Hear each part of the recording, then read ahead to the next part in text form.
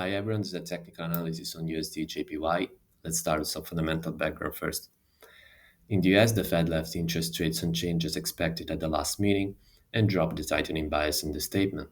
The US PCE came in line with expectations. The US jobless claims missed expectations, although the data is still in the recent ranges. The latest US ISM manufacturing PMI missed expectations by a big margin. The US consumer confidence missed expectations across the board. The market now expects the first rate cut in June. In Japan, the BOJ kept its monetary policy unchanged as expected at the last meeting, with interest rates at negative 0.10% and the 10-year JGB yield target at 0% with 1% as a reference cap. The Japanese CPI beat expectations, although all measures eased further from the prior readings. The latest unemployment rate remained unchanged, hovering around cycle lows.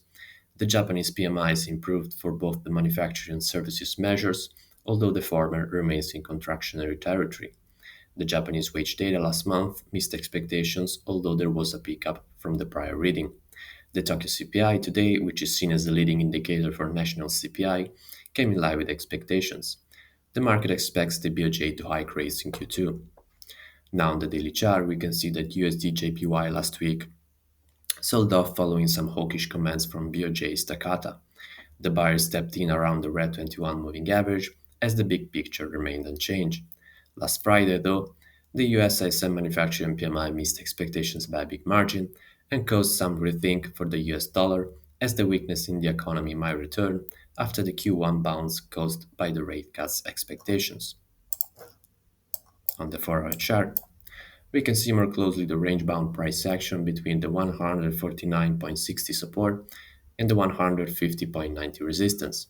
The sellers should keep on stepping in around the resistance to position for a break below the support and target a drop into the 146.60 level.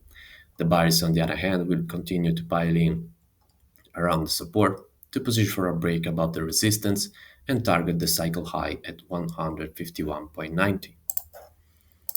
On the 1-hour chart, we can see that we have some key levels marked on the chart where the price has been reacting to in the past few days. Right now, we have this mini range between the 150.35 support and the 150.56 resistance.